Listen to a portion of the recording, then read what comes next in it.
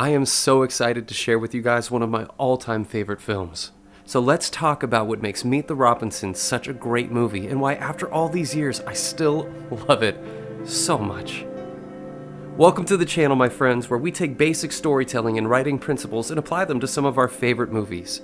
So kick back, relax, and let's dissect the writing tricks that make Meet the Robinsons into an all-time classic. We begin with a brief prologue scene showcasing our first introduction into the main character of the story, Lewis.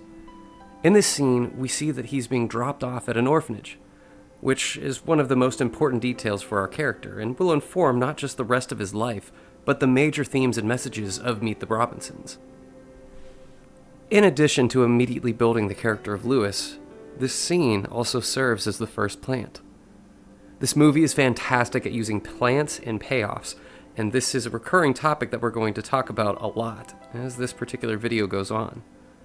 A plant is setting up a character, an item, or some other piece of information at some point of the story, and a payoff is adding additional context or significance to that same piece of information later in the film. Most plants seem innocuous at first, and it's only when the payoff is revealed that we really appreciate what was done with the plant. And in this case, the plant is in two parts. First is the small slip in the footsteps that we hear, which startle Lewis's mother into leaving. And second is the knocks before Mildred answers the door and finds Lewis. We're going to come back to these two particular details, but this is just a perfect example of a beautiful plant. After this, we find ourselves in the exposition phase, which is designed to give us a look into the character's everyday life before the adventure begins. A time skip brings us to the 12-year-old Lewis and his roommate Goob, and although this is a brief scene, it's able to characterize both of these children and characters in a quick, yet concise manner. When we first meet them, Lewis is focused on building some sort of machine that we don't immediately recognize or understand, but this is the first introduction to Lewis's affinity for invention.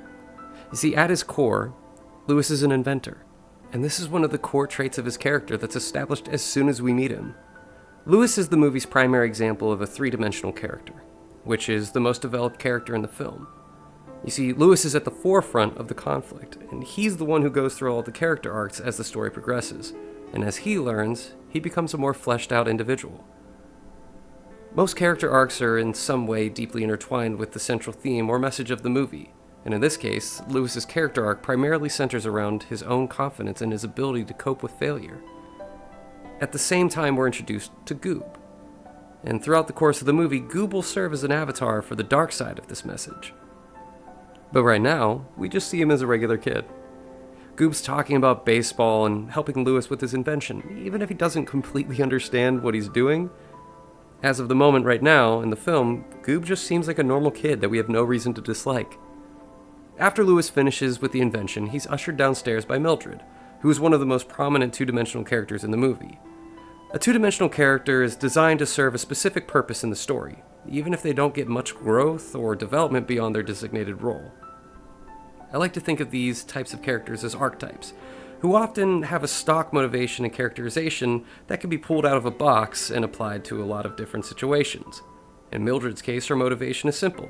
She wants to care for the children in her orphanage and help them get adopted, and Lewis is no exception. She's the closest that Lewis has to a mother figure in his life, but it's clear that she's not a substitute for a real mother. All she wants is for Lewis and her children to get adopted, and over the course of the story, she never deviates from this objective. This is where Lewis begins to face challenges, but it's important to remember that these challenges aren't what push him into Act 2. Most of the time, when characters face challenges in the first act, it's to show the struggles of their day-to-day, and to showcase or highlight this character's main wants or needs, and underline the central themes of the story.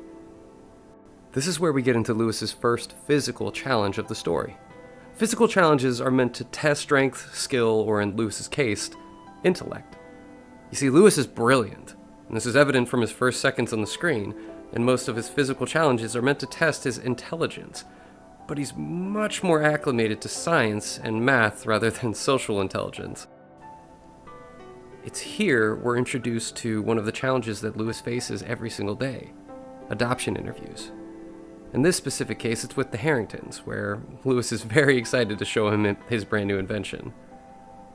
His challenge that he faces is to get this couple to want to adopt him, and his approach is to show off his affinity for creating things.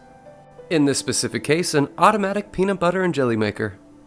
When he fires it up, however, it jams. And this is Lewis's first confrontation with the major theme of the story: how to deal with failure. Frantically, Lewis tries to fix the machine, but inadvertently causes Mr. Harrington to have an allergic reaction to the peanut butter. And this is Lewis's first on-screen failure. Now we get to assess how Lewis handles failure and how this behavior evolves over time. It's also our first instance of Lewis facing an emotional challenge. Oftentimes, physical challenges are quickly followed by an emotional challenge, which are designed to give the character a crisis of conscience, an internal conflict, or some other challenge that can't be physically overcome. This pairing helps to develop a character by showing how they deal with the fallout of a physical challenge, and oftentimes ties the central message of the story into the consequences. Lewis's response to failure is to retreat to the roof in order to collect himself. His reaction's completely human. He's frustrated, embarrassed, and more importantly, his confidence in himself is beginning to already slip. For us as the audience, this is Lewis's first example of facing failure, but the movie shows that in Lewis's life, this is far from the first time of him failing. This aspect is further illuminated when Lewis shows Mildred that he's had 124 adoption interviews, and we can begin to understand why Lewis is so frustrated with the system that so far hasn't worked for him, even after 124 attempts. Now, Lewis gets an idea to challenge the system that has failed him so many times, and his idea is to find his biological mother. This is an example of a character's want, and how what a character wants isn't necessarily what a character ends up needing at the end of the story. What Lewis is actually searching for is acceptance and the love of a family, but the want, or the physical form that this manifests itself in, is finding Lewis's mother. He believes that the only way to accomplish this goal is by finding her, but as we learn later on in the story, there are multiple ways to achieve the need that Lewis was actually searching for. This leads us to the next time jump in the story, which is in the form of a montage that gives us a lot of vital information for the future of the story. The montage on the surface is the design and prototyping of a memory scanner. Lewis's idea is that if he can scan his own memories in order to figure out what his mother looked like, he'll hopefully be able to figure out some way to track her down. Beneath the surface, however, it shows not only that Lewis is unaware of his surroundings, but how his actions are affecting those around him. In this montage, there are several shots of where Goob, who we talked about earlier, can't sleep. And this is another example of a plant that we'll see pay off much later in the project. What's really important, however, is that in this montage, despite Goob being exhausted by Lewis's unending work, Goob is still helpful. He still continues to hand Lewis tools, and we saw this earlier when Lewis was inventing the PB&J machine, which just helps illustrate who Goob is now in comparison to what happens later on in the film. After much trial and error, Lewis's machine is now ready, and as he's leaving, he's stopped by Mildred. She tells him that she's scheduled another adoption interview for him, and Lewis brushes her off. He tells her, no thanks. Until now, being adopted was the soul-consuming aspect of Lewis's character. That's all he's ever wanted. And in those two words, we really get to see how much of a toll the system has taken on Lewis. And we really see that, deep down, he's done. He even says this straight to Mildred, that he's not going to be rejected anymore. And after 124 failed adoption interviews, his viewpoint is completely valid. This is where we get into the last leg of Act 1, which takes place at the science fair, where we're introduced to a few more key players, namely Wilbur Robinson and Bowler Hat Guy. And although we don't know much about these two at the moment, we do see glimpses into their respective motives. This is one thing that Meet the Robinsons does very well, is control the flow of information that's revealed to the audience. We know that there's a larger story going on under the surface, but the movie only feeds us little pieces of information at key points in the story. By keeping us not well informed, it allows us to be more engaged in the story. You see, storytelling at its core is creating and answering questions. The greatest storytellers, whether they're authors, filmmakers, showrunners, or otherwise, are the ones who have earned this trust of the audience to create and answer compelling questions. As one question is answered, another one should be created and looming. And right now, the major question is, will Lewis find his mother? But now, more questions are about to be created. As Lucille, Mr. Willerstein, and the coach are patrolling the science fair, we're introduced for the first time to Wilbur Robinson. At first, he's studying Lewis, creating questions for us as the audience, such as, who is this guy? And what does he want with our protagonist? In his first interaction with Lewis, he tells him that he's a time cop from the future, who's been sent back here in order to secure the science fair from the bowler hat guy. Here, it's actually Wilbur that's faced with the next physical challenge, which is to stop the bowler hat guy from sabotaging the science fair, and more specifically, Lewis's memory scanner invention. And much like Lewis before him, Wilbur fails. Instead, he attacks a student that he believes to be the assailant and inadvertently sets a box of frogs on the loose. While he's busy cleaning up, he encounters a young girl that gives us two vital pieces of information about her character that seem to fly under the radar at first. We know that her science fair project involves frogs, though we don't know in what capacity. Secondly, as he tries to get away, she warns him that she knows karate. At the moment, this information just seems irrelevant, or just fun filler in order to flesh out the rest of the science fair.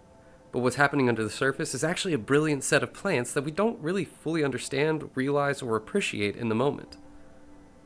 While Wilbur is preoccupied, the bowler hat guy, and more specifically the hat itself, is successful in sabotaging Lewis's science fair project. The sequence of events causes complete calamity across the entire science fair, and we see Lewis's next confrontation with failure.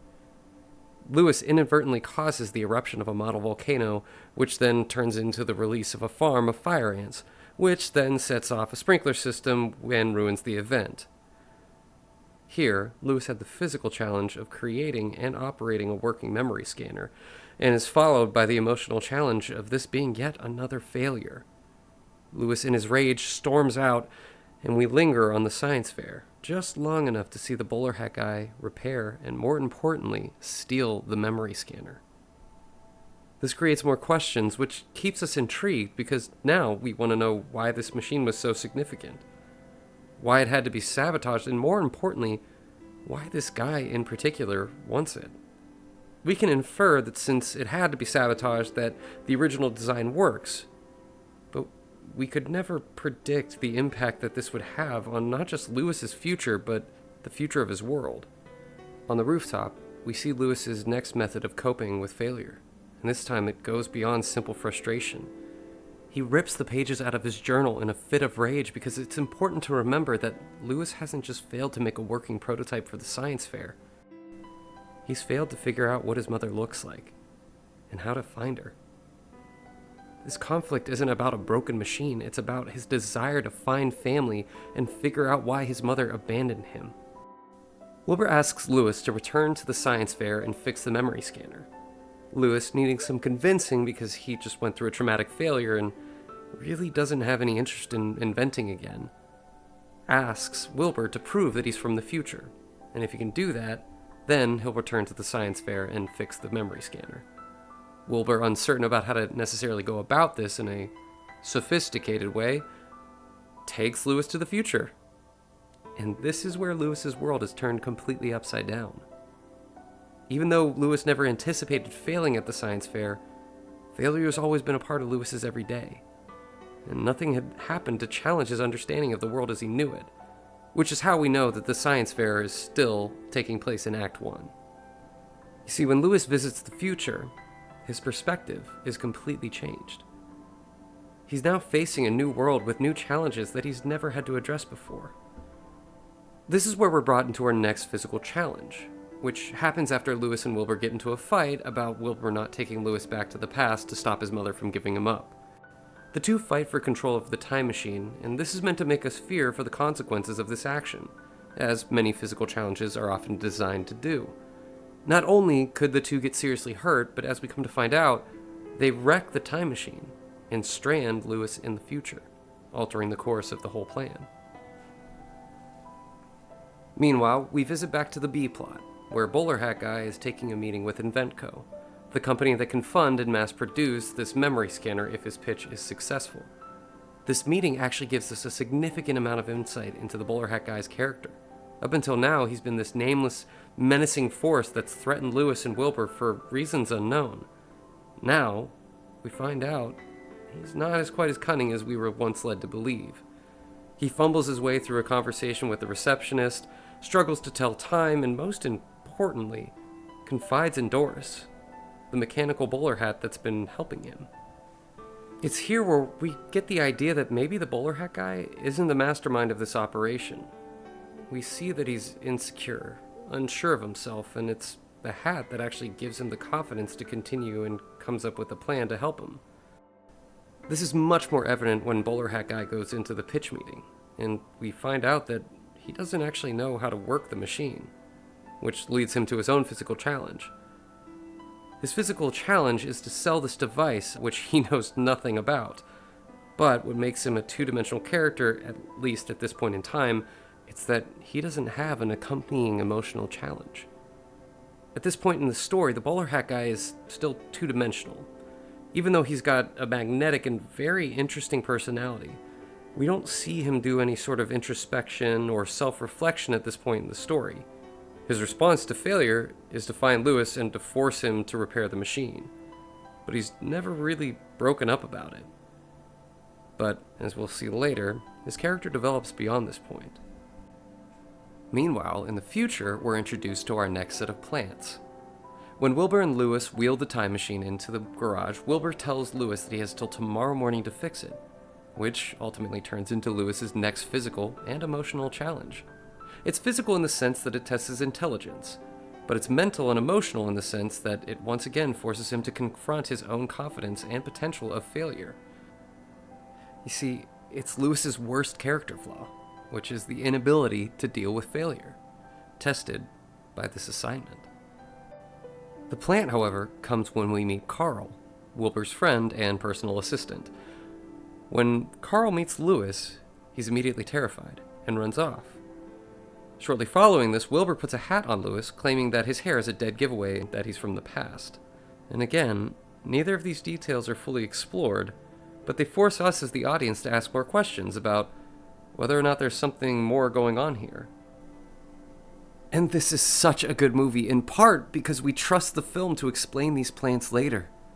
And time again, it follows through. It's earned our trust and doesn't leave anything unaddressed. And all the answers that we get are so satisfying. The payoffs are just unbelievably cathartic. To its core, this movie just is phenomenally written. Wilbur then abandons Lewis in the garage, telling him to stay put while he goes to smooth things over with Carl, and to create a plan to get them both out of this situation. When Carl and Wilbur meet, we're introduced to an example of dramatic irony, which is when the audience learns something relevant to the main character that the main character themselves doesn't actually know yet. In this case, it's the true nature of Wilbur's plan, and specifically, the lie that he's telling to Lewis. He walks Carl through his plan, which exists in two simple steps. Step 1, Lewis fixes the time machine and restores his faith in inventing. Step 2, he takes Lewis back to the science fair, in which Lewis fixes the memory scanner and restores the time stream to its rightful place. When Carl asks about taking him into the past to see his mom, Wilbur admits that this is a lie, and now we, as the audience, know this lie, while Lewis does not. This means that we're working with information that the main character doesn't have, making us much more invested in the journey since we know Lewis is walking into a situation in which he's going to be betrayed. Lewis, however, around the same time, is sucked into a travel tube and spit back onto the grounds of the house. His next physical challenge is navigating the house in order to find his way back to the garage.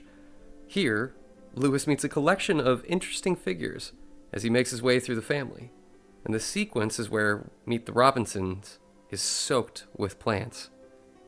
He meets everyone, but perhaps the most important introduction that's made is when he meets Wilbur's mom, Franny. When he does, she's in the middle of conducting an orchestra of frogs, and while this again seems to be a fun, quirky character trait, there's actually a much deeper meaning here that was already set up earlier in the film. Even though it's been touched on before, this idea hasn't been officially paid off yet, which makes this another plant that's going to be revealed as something larger in the long run.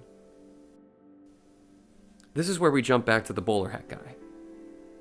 In this scene, it's his attempt to try to break into the orphanage in order to find Lewis. Here, we get to catch up with Goob, yet again, who has had a very rough day. We learn that in the scene that Goob fell asleep during his 9th inning and he missed the winning catch of his Little League championship, and as a result, several members of the team beat him up. All through the background, Goob's conflict has been playing out under the surface, and here, he gets the chance to bring it directly to the audience's attention. Now we can begin to understand that this could be traced back to Lewis and all of the sleepless nights that he was keeping Goob awake with his invention. In this scene, however, the two characters confront the central message of the story yet again, with each of them taking a different side in order to illustrate the consequences of what happens when this movie's warning is not heeded. Goob says that his coach told him not to let it go to his head and just move on, and for the first time the bowler hat guy paints himself as the figurehead for the other side of the argument. This is a trend that we can see throughout all fiction, where a character, usually the antagonist, serves as a living representation of the theme of the story, and specifically, the dark side of the theme at hand. As the film goes on, we come to learn the importance of coping with failure and moving forward. And the bowler hat guy serves as an example of what happens when somebody is unable to do that. Immediately following this is when Wilbur first introduces Lewis to the family mantra, which is, keep moving forward, and is a linchpin for this entire story. The main theme of the entire movie is personified when Wilbur takes Lewis through the story of the Robinson family. It begins with him telling Lewis to keep moving forward. Then he explains the root of this philosophy. He tells him that Robinson Industries is the world's leading engineer and design firm, run by his father, and how the company was built on the shoulders of that sole idea. Cornelius Robinson has invented everything, and when he wanted to build a time machine, he started working. We know of at least 952 failed prototypes of the time machine. 952 instances where Cornelius Robinson failed, and after each of them he got back up, dusted himself off, and kept moving forward until finally he got it to work. This gives Lewis the inspiration he needs to keep working. At the end of his first attempt to repair the time machine he thinks is successful, the two try to fly it out, only to find that it's rickety and unstable before it's ultimately crashing, leading Lewis, yet again, into the jaws of failure and showing us that, yet again, failure frustrates him. This is another massive blow to his confidence, which is interrupted by the dinner scene. While Bowler Hat Guy and Doris devise different plans for how to capture Lewis, Lewis and Wilbur are met with their next physical challenge, which is keeping the lie from the rest of the family. This tests their ability to think on their feet, and specifically, it tests Lewis' ability to adapt to a situation in which he knows nothing about. The conflict comes to a head when they want to remove his hat to see if he has the family cowlick, which, as far as he knows, would give away that he's from the past. Wilbur, however, thinks fast and creates a conflict between his mother and his uncle, which leads to not only one of the best scenes in the movie, but another brilliant plant. The food fight scene is not only ridiculously entertaining and beautifully executed, but it shows off Rainey's karate skills. At this point, it's possible to connect the dots, but these small details have been so subtle that it's perfectly reasonable to watch this scene and not put the pieces together until the very end. And it does this by hiding key information in something more relevant and present. Right now, the relevance is their fight, and whether or not Lewis will be discovered, which means we as the audience, we're not even thinking about the fact that Wilbur's mom knows karate, and more specifically, we're not thinking of that this is a relevant detail. It's just something that exists to make the moment more entertaining. After the fight is settled, Lewis comes to his next pairing of a physical and emotional challenge. For the second course, Carl produces a peanut butter and jelly gun, very similar to the one Lewis invented earlier in the film. And finally, we get to see the point in the story where these plants begin to pay off. This payoff is showing Lewis another instance of his very first scene, where this device was malfunctioning and he had to figure out how to fix it. The first time, his inability to do so cost him an adoption, and so to him, the stakes are very personally sensitive. In most movies, this would be the point where the character finally succeeds. He's faced this challenge before, and he's already learned from it and grew. And now the main character finally has a chance to do it right this time. But this doesn't happen. This is what I love so much about this movie, which is Lewis fails again and again. The gun explodes again, and it sprays everybody with peanut butter and jelly again.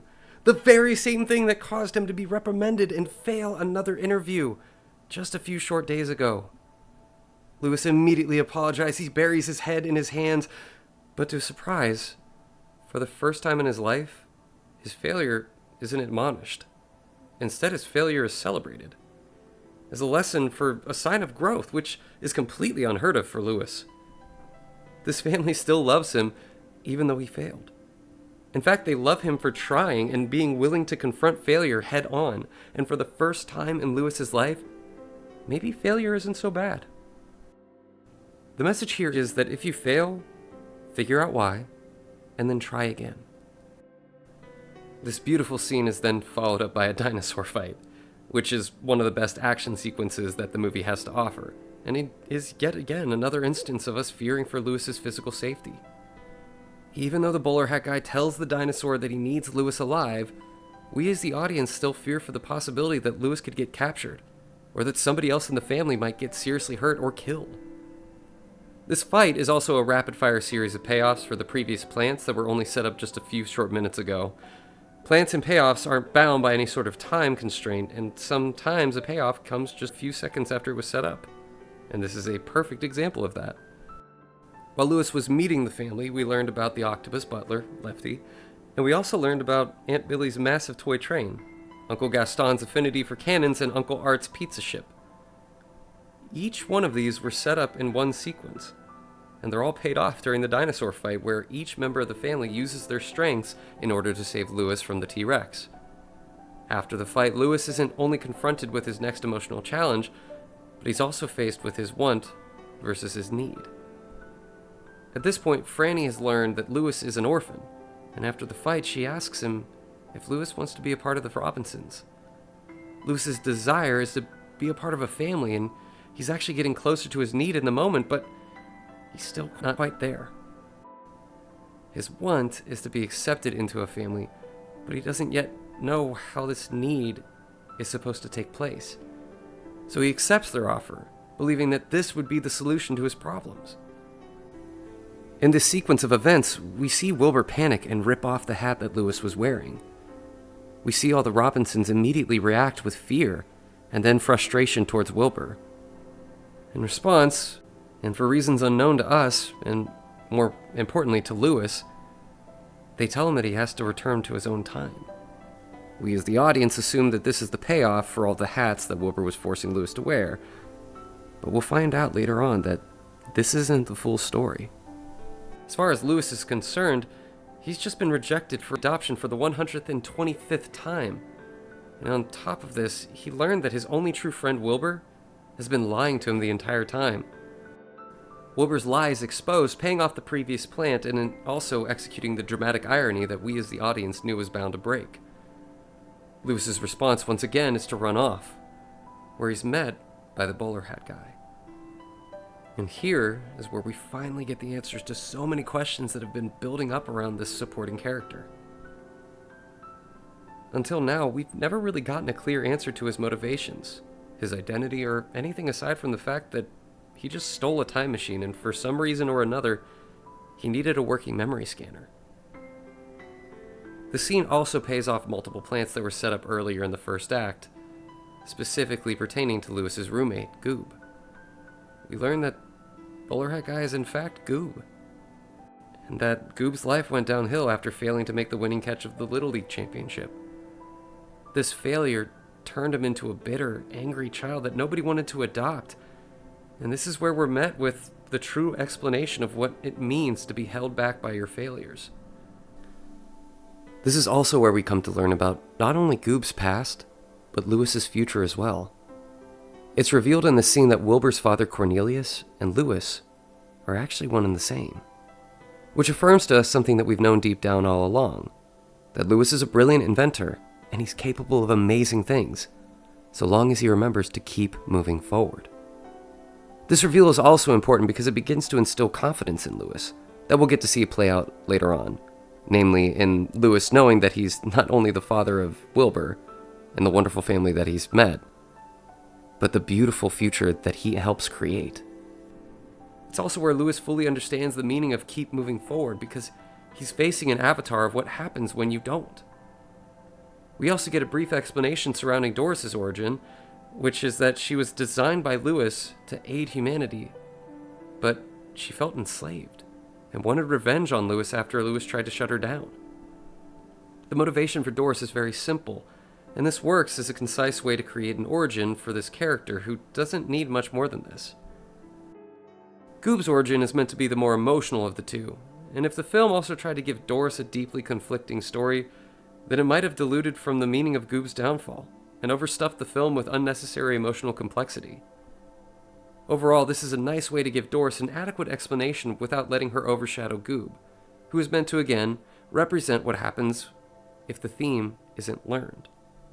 On the roof, Wilbur and Carl are able to save Lewis, but their victory is short-lived, as the memory scanner has now been repaired, and Doris was able to catch up to them. Now a grown Goob returns to the past, and Wilbur knows what this means. He knows that it's only a matter of minutes before he ceases to exist, having never been born, and he pleads with Lewis to set things right. Lewis's initial response, however, is that he can't. And this is because his own confidence as an inventor has been so thoroughly eroded over the course of his life, and this leads Lewis into his darkest hour. After Wilbur vanishes, Lewis finds himself in a future which has been completely corrupted by Doris, who immediately set out to enslave humanity as retribution for her own treatment at the hands of Lewis. This darkest hour is Lewis's false defeat, which directly precedes the climax of the story, and oftentimes this segment also has a physical and emotional half. The physical half of this false defeat is having to escape the family, and this is where he finds himself holed up in the time machine. The physical half of the story's climax is when he puts everything he knows into rapidly fixing the time machine. As the family tries to break into the machine, he works rapidly with the restored confidence and puts everything he knows about inventing to work. This is his most difficult intellectual challenge so far, and his escape resolves the physical half of this encounter. The emotional half of this climax, however, is when Lewis returns to the past in order to stop Goob from signing over the invention to Inventco. Here is where he wants to set everything right, and in doing so, he promises never to invent Doris, which erases her from existence and resolves the primary conflict of the story. Lewis now has officially learned all the lessons that he needed to learn to keep moving forward and to learn how to accept failure. But now, it's time for Goob to learn this. Lewis takes Goob to the new future in order to show him what it would look like if everything went according to Doris's plan. This is Goob's emotional introspection, which he's now forced to confront the consequences of his own actions and begin his path to redemption. What's so important about this is that Lewis approaches this situation with compassion. He doesn't want to punish Goob in any way, he wants to help him, which is the treatment that Lewis himself never got until he met the Robinsons. The Harringtons punished him for failure by refusing to adopt him. The science fair punished Lewis for failing because he alienated the participants and ruined the event. And every turn, Lewis has been punished for failing. When he met the Robinsons, they celebrated his failure and supported him anyway. They told him that it would be okay and that failure is not the end of the world. And now it's Lewis's job to teach Goob the same lesson. His approach is to try to get Goob adopted by the Robinsons so that he can have the same compassion and acceptance that Lewis himself had been looking for his entire life. Goob instead disappears into the distance, and then we're treated with one of the most emotional sequences in the film, and that's when Lewis gets the chance to meet his older self. This sequence of events leads us into the falling action of the movie, in which loose ends are tied up, character arcs are resolved, and more importantly, the last remaining plants are paid off. When Lewis returns to the family, they immediately bombard him with concern, making sure that he's okay. And above everything else, this is the moment where Lewis and Cornelius finally come face to face. Cornelius shows Lewis's lab with all of his greatest inventions, including Lewis's original memory scanner, and the two have a heart-to-heart about their life.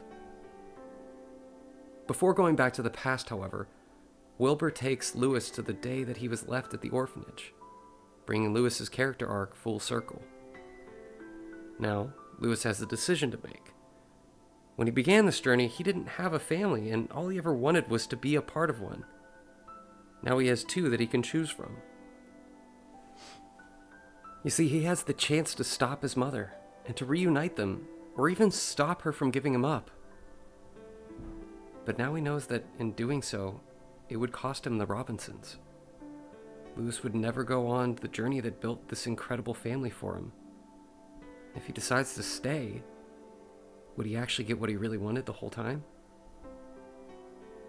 Now we see Lewis take a lesson from the movie and let go of the past in order to keep moving forward. And in doing so, he pays off one of the oldest plants in the story. Do you remember how we talked about the slip that startled Lewis's mother and the knock on the orphanage door way at the beginning of this video? That plant was for this payoff, where the slip we hear is Lewis, and we find out that his mother never knocked on the door. She simply runs off, leaving Lewis in the rain, where he can be visited by his older self. And it's actually Lewis who knocks on the door. When Lewis returns to his present, however, the rest of the plants from the story are paid off in spectacular fashion. In storytelling, the best twists don't make the audience say, "Oh, I never saw that coming," but instead, the best twists make an audience say, "Wow, I definitely should have seen that coming."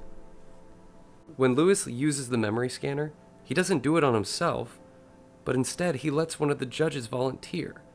Dr. Lucille Krunkelhorn steps forward and shows the audience her wedding day, where it's revealed that she marries Lewis's adopted father, Bud. Her identity had never really been much of a setup, but it's clear now, after looking at this character and her older self, that this is the same person. The best setup from the science fair, however, was that of the young girl, who had an unspecified experiment involving frogs. You remember?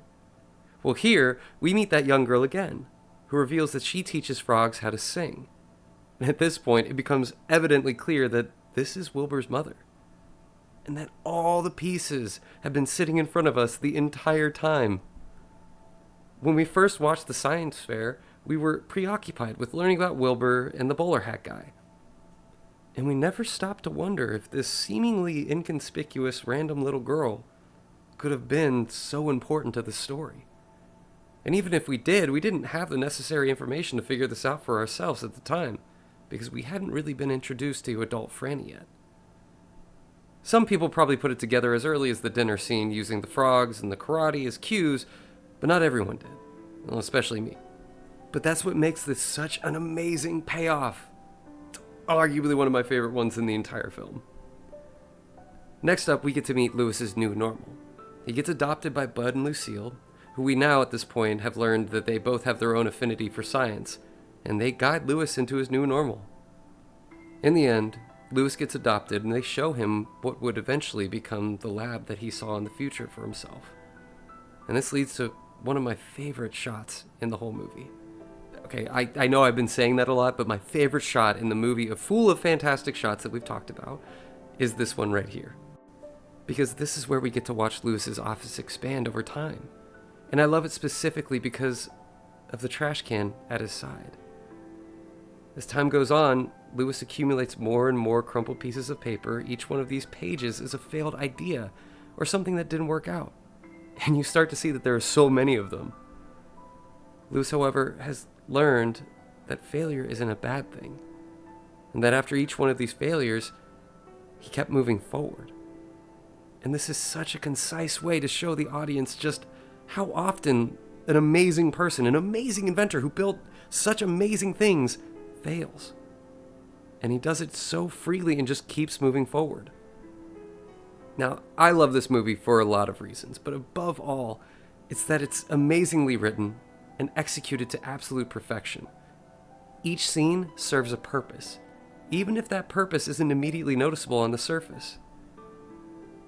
Scenes that at first seem like nothing more than just fun filler, are actually setting up something so much bigger for the future.